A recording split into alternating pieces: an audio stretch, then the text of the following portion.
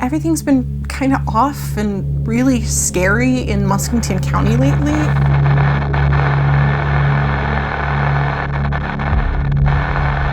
I mean, maybe we should try a different game. Maybe there's something in one of those games that might help us. I don't know. I mean, I think that thing is still out there and we could just be wasting our time. No, we are on the right track here. There's another world. Right. What is going on in this town?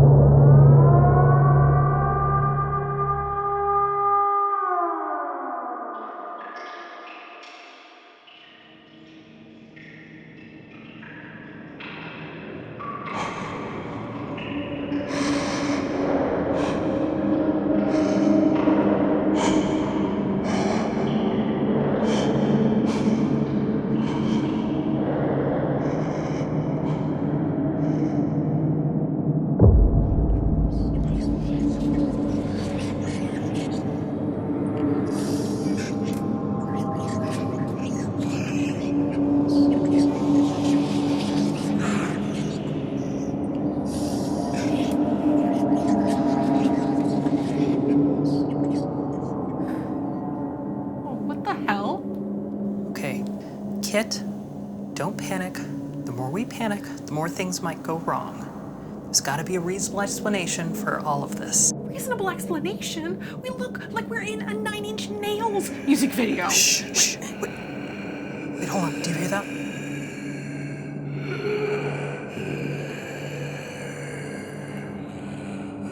Okay, we need to keep ourselves safe. I think we're still in the library right now, even though everything kind of looks like this. Maybe the first thing that we should do is find a change of clothes. Okay, thank God, because this wig has been killing me.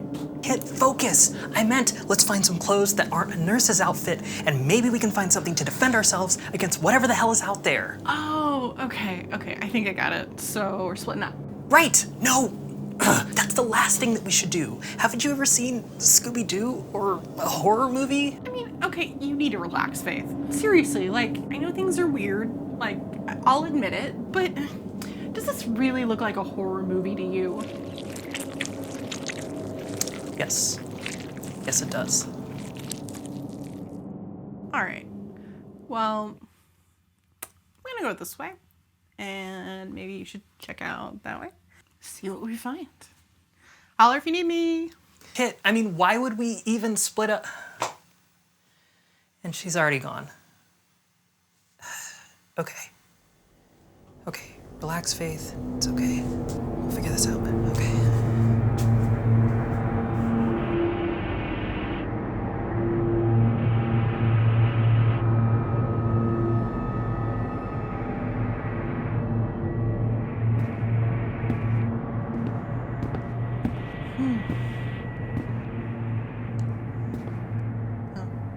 Oh, I wonder what's in this bag.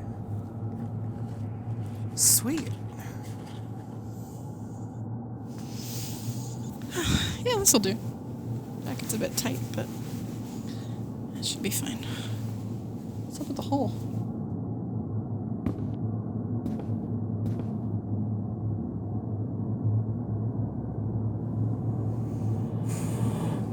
Maybe if we can just figure out a way out of this place. Oh shit, a door! Okay, if we can get there, then maybe...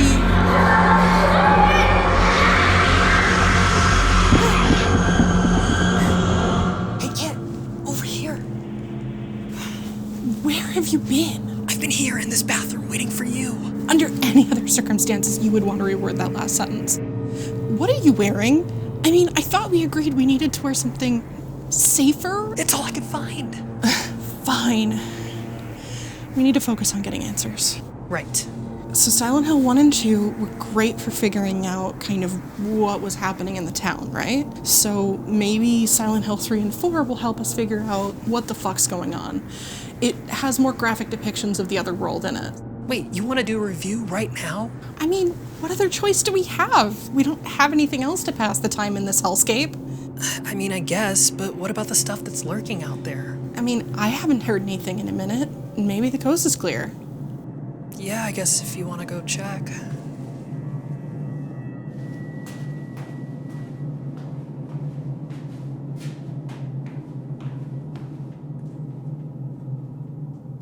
Oh, hey, the couch.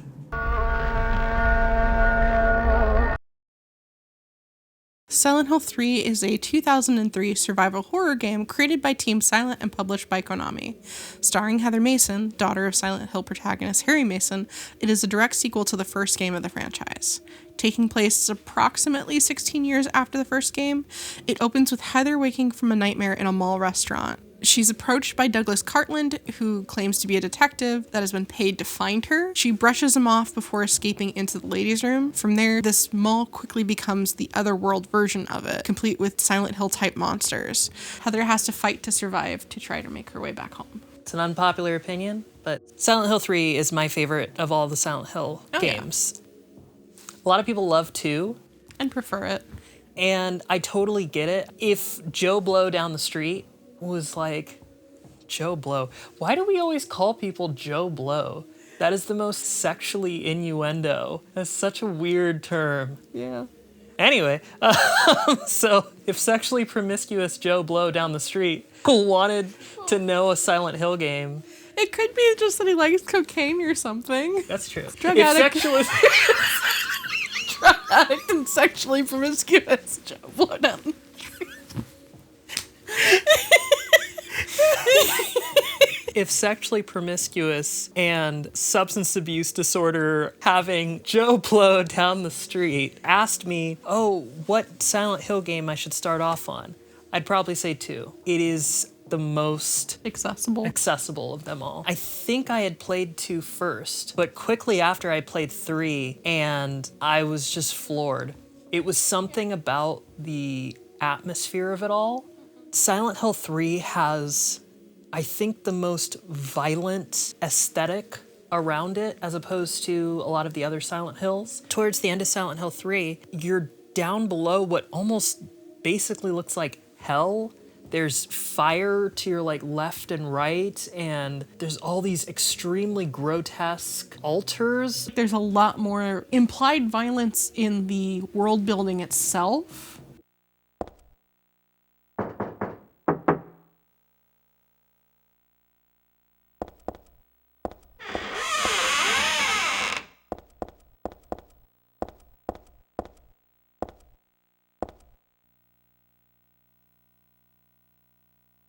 Little things like that give more violence to that setting.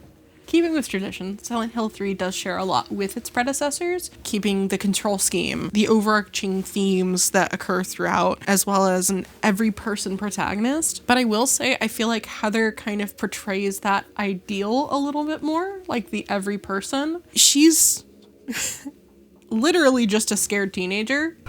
Not even a kid could believe in this.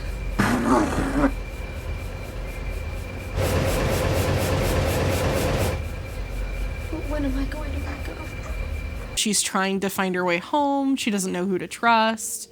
She's also one of the protagonists that questions things the most. Legitimately refuses to fall into kind of the dream logic that exists around Silent Hill. Heather is one of my favorite protagonists in just about any game, obviously. And I would honestly argue that this is kind of a masterclass in creating a female protagonist. Because a lot of games kind of fall into the same trope of femme fatale, where they're completely self-sufficient, they have no fear, they're just able to do shit. But not every girl's like that, and there's nothing wrong with her being afraid or inexperienced or cowardly, as long as it doesn't get in the way of her ability to make her own decisions and have her own agency. That's fine. Video games, a lot of the time, will write female protagonists as either 100% self-sufficient, I am strong, and I am woman, hear me roar. I am woman, hear me roar, in numbers too big to ignore. Or the other side is complete damsel in distress. It's like Lara Croft to Princess Peach. That's your... Or love interest. Yeah. Sorry, because we were talking about gender stuff so much, and you mentioned the I'm woman, hear me roar. All I can think of is that Burger King commercial. 'Cause my stomach's starting to growl, and I'm going on the prowl. for a Texas double whopper. Man, that's good. Oh, yes, I'm a guy. I'll admit I've been fed quiche. Wave tofu, bye-bye. Now it's the Whopper beef I reach. I will eat this meat. Something else that we kind of mentioned together, or noticed together, the game's actually the first of the series to take the protagonist out of Silent Hill for the first, 2/3 of it. You really don't go to Silent Hill until the third act. It's interesting in that it kind of gives Silent Hill more of, a character itself, the town. It becomes kind of more of a mindset, or even, an invasive plant that can somehow bleed into, the rest of the world. Yeah, as opposed to being, when you go to this town, bad stuff happens. Yeah. Gives it a lot more danger, honestly. Yeah. It makes it a lot scarier because it means that you don't have to be in Silent Hill to be attached to it. Monsters, and when dealing with puzzles and stuff like that, deal around the fears of growing up as a teenage girl. I think that is totally fascinating. Check out the Gaming Muse because they do a fantastic deep dive on all those themes. It also has a lot of really great other characters as well. Douglas, the detective I mentioned earlier, kind of comes off as a very fatherly figure. I think he's a really interesting character, and he's definitely someone from the outside who doesn't know what the fuck is happening. But he is a really good guy, obviously. But man, he gets a glow up in the HD remake. I'm so sorry to whoever did his original voice. Why do you sound drunk? The original voice of Douglas from the original game sounds like a Muppet doing an impression of a human being. Are you still following me? Do I have to scream? Sorry. Sorry? I know a lot of people hated the HD remake and they hated the revoicing, but I'm sorry. Both Heather and Douglas do so much better in the new one. That being said, I will say that this isn't a perfect game. It is a great game. It has a lot of great story. It has a very interesting protagonist. It's a great Silent Hill game. It's scary as hell. It's scary as shit. It has some really wonderful, surprising moments. I'm so sorry. They're fucking calling me again, the dentist. Hi. A few moments later. Okay, yeah, I'll see it then. Okay, great, bye. Hey, at least I get reception here in the fucking otherworld.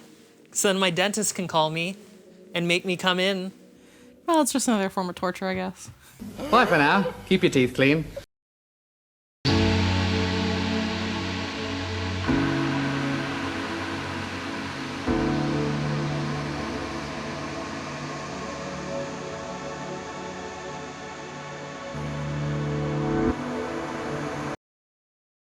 Silent Hill 3 is just such a good game. It's my favorite. Me too. But you know what? Fuck this coat. I just did some push-ups before you came in today. Got my jack on. Look at me. All pumped up. Can't get this fucking coat. Hey, what happened when we were split up? Did anything weird go on? Huh? What happened? When? When we were split up. Did anything weird happen to you?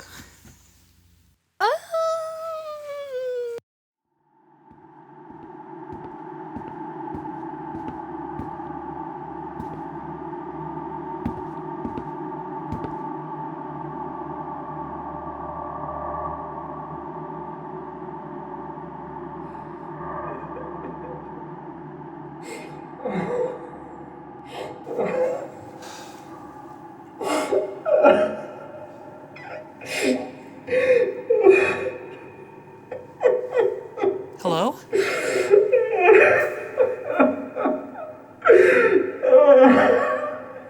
Someone there? I'm so sorry. Hey, it's okay. What are you sorry for? I thought my eyes were so good. I never needed glasses. So why did I do that? Do what? I grew up without fear in my heart. My mother and all of her wisdom. She told me I was a good person. That lie. And foolishly I believed her.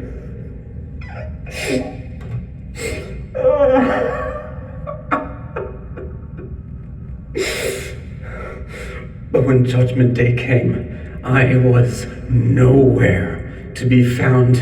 Okay, I would love to help you, but I can't if I don't know what you did. I couldn't return the tomes to the rightful owner. The church here fined me for my negligence. My ignorance cost me, and my penance will pay dearly. Wait, church? Tomes? Did you just turn in a book late and get a fine? Is that what this is all about? Will you please pass forgiveness on me? That's it? That's what this whole "What art thou" speech was all about? Just pay the 30-cent fine and know for next time.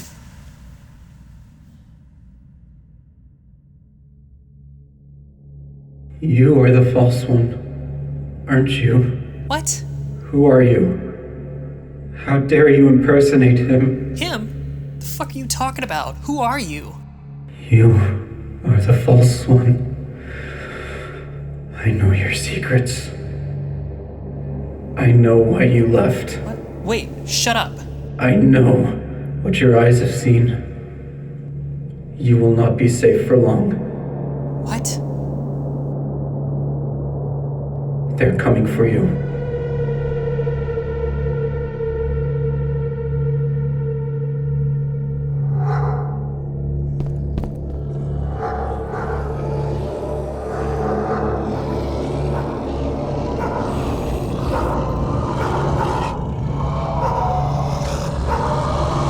Nothing happened. I just wanted to hide out until this all blew over. So then I found the bathroom and then hid in there, and that's all there is to it. Ha ha ha. Okay. So let's talk about Silent Hill 4.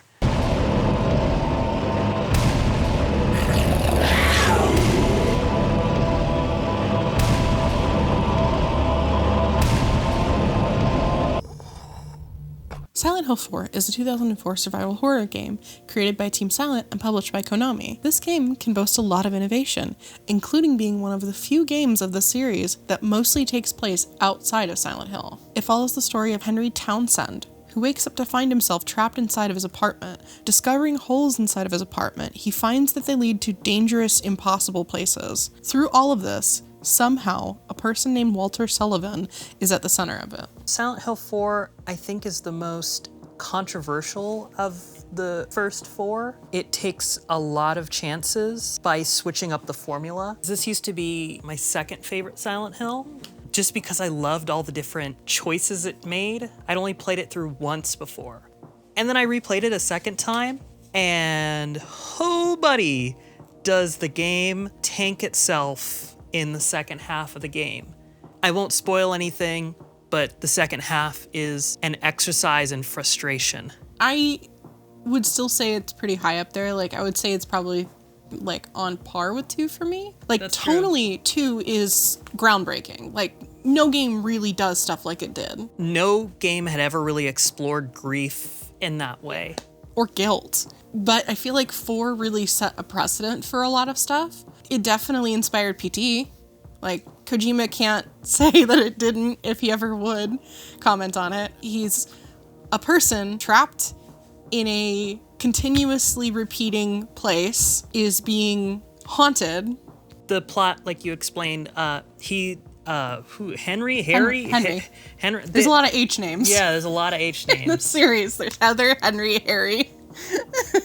And James. He's the outlier. Sometimes I think I should just get on my bike and go. Another James reference. Henry? Henry. Henry. Henry Townsend. Henry. Henry. Obviously. Henry can't get out of his apartment. So the big change that happens right at the start of the game, a lot of this game is in first person, which immediately brings this claustrophobic feeling. You can look out the windows and you can try your best to peer into other apartments. To see, like, if they can see what's going on. Yeah. You can try calling phone numbers, but for the most part, your phone is dead. You can try and knock on your door, but there's something going on in this room. What do you mean? I heard weird noises coming from inside there. Help! Hey, Richard, can you see anything from your window? No. Everything looks pretty normal to me.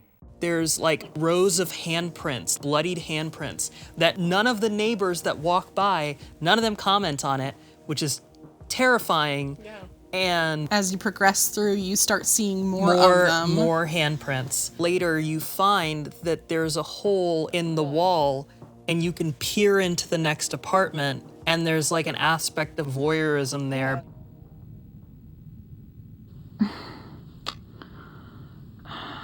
Where did I put that damn broom?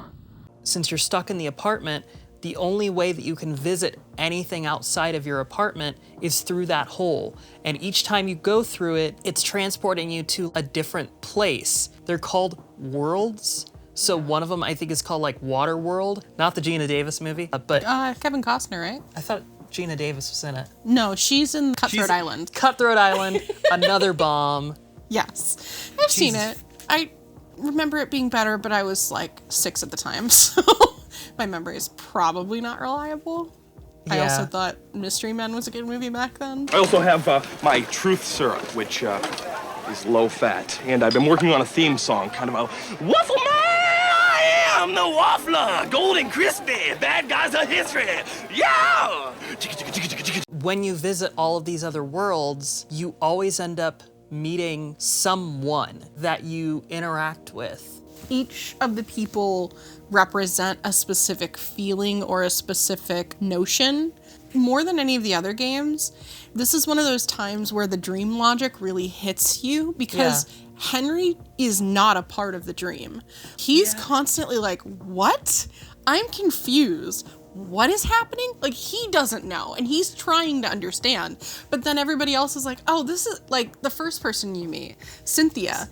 Cynthia. Where have I heard that name before? I haven't watched any analysis videos on 4, so I can't say that I'm the only person to have noticed this. I hope I'm not, because it's a cool idea. Whenever Henry is near death or near ghosts, because ghosts are an actual thing in this game, there's like a static effect on the screen, and he like holds his head. It feels like he's replacing the radio function of the first 3 games. Oh yeah, that's true. So it's kind of like he's tuning in, literally tuning into these other people's Silent Hills. So that's why I think, my theory at least, for why they're called worlds, is because it's someone else's connection to Silent Hill that he's entering. The monster design in this game is pretty fucking scary. Yeah. And the twin victim is one of the most terrifying looking things I've ever seen. And the speed at which it moves is fucking horrifying. Where it's just like silent, completely silent. And you see this thing in the distance that's pointing at you, and then it starts booking it. You're just like, fuck. The monster design is pretty terrifying. Also, there's some very annoying monsters. The wall monsters.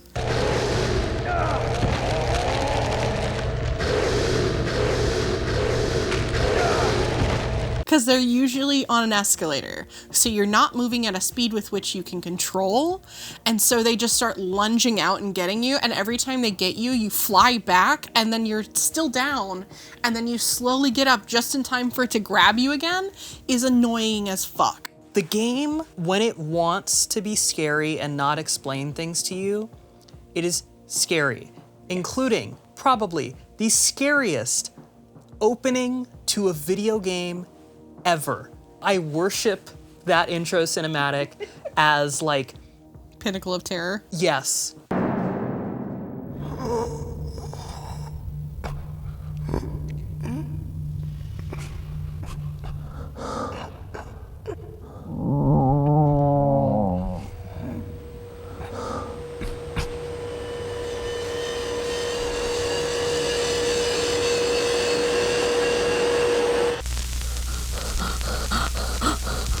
I don't know. I really loved this game. I think it was a really good Silent Hill entry. And yeah, there's flaws. Like, the sexualization of female characters, it's prevalent. especially with like Cynthia. Cynthia? Why does that name keep coming up? Who the hell is she? I can't remember. Is she a patron at the library? No. Maybe she's just a person. Or more than a person. Maybe she's an idea, a symbol. Maybe she's the key to all of this. An enigmatic figure, a god. One who will strike down on all the non-believers. She controls all the trans-dimensional. Whoa. What the fuck? We're back in the normal library. Awesome. I don't know about you, but I was really tired of that like weird red orange lighting and like the risk of tetanus at every corner. But what happened that allowed us to get here? I don't know. I mean, maybe the act of just acknowledging the similarities between our experience in that place with the Silent Hill franchise somehow recrossed the wires that were like caught on each other. Maybe that's what allowed us to come back. Well, I guess it makes sense. It's just, ever since you mentioned Cynthia, I haven't been able to get that stupid song out of my head. What stupid song? You know, that song from Rugrats, the one about the doll. Oh no, now it's gonna be stuck in my head. It's just ever since you brought up Cynthia, I need to hear it. Please don't. Oh, it's gonna happen. Ready? Here we go now. Cynthia, she's a really cool dancer. Cynthia, boogie to the groove now. She's got those moves, as long as you move her arms and legs. She's moving up on the floor. She's ready to break some eggs. Make an omelet, Cynthia. Woo! Shake it, you're so fantastic. Just don't break it, you're only made of plastic. Cynthia, she's a real cool dancer. Cynthia, boogie to the groove now. She's got real neat hair.